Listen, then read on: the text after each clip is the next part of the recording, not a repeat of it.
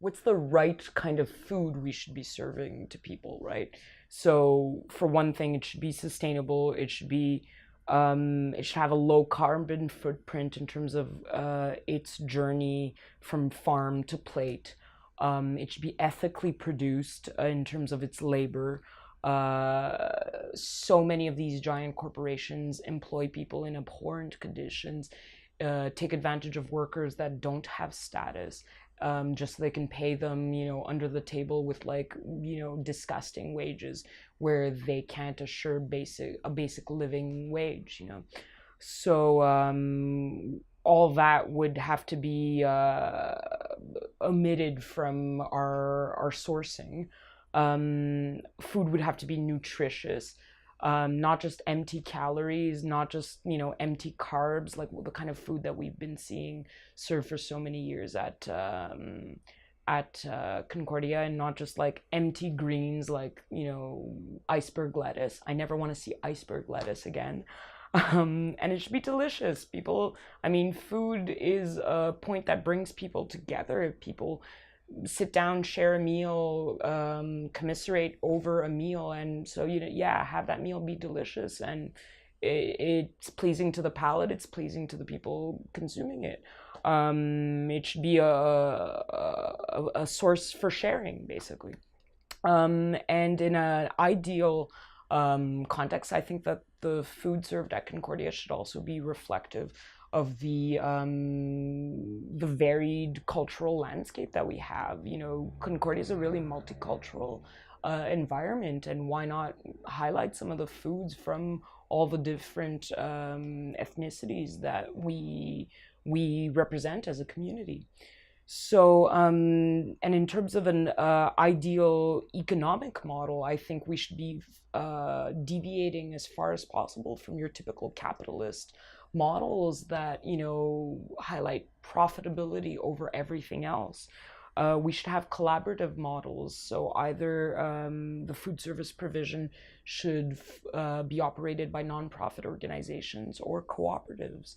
Essentially, collaborative economic models that put together multi-stakeholder array of people operating these kiosks and cafeterias, and give more of a voice, a democratic voice, to students and to the workers on campus that actually have to consume this food.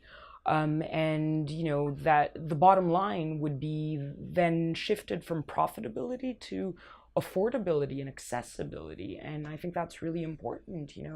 Nonprofit models would seek to make the food more financially accessible for those that need to eat it, and that's what we should be aiming for, not lining the pockets of corporation XYZ that keeps taking over our food landscape. Lastly, I also think the food service contracts at Concordia should be providing opportunities for experiential learning. We could tailor so many things around this infrastructure being created around food.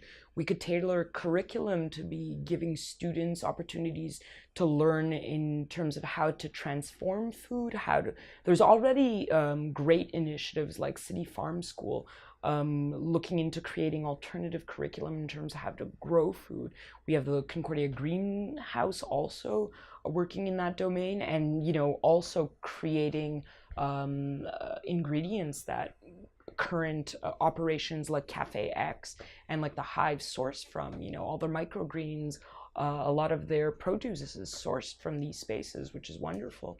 But we could be formalizing more structures so that, curriculum is created and food becomes a topic of learning.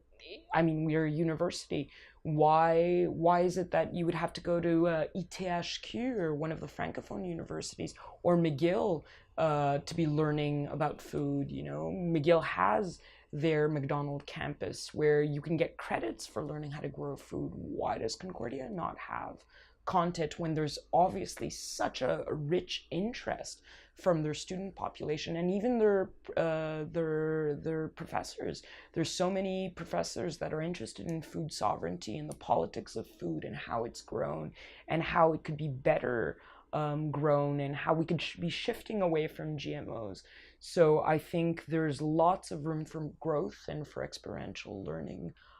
So my ideal food system would be highlighting all of these elements.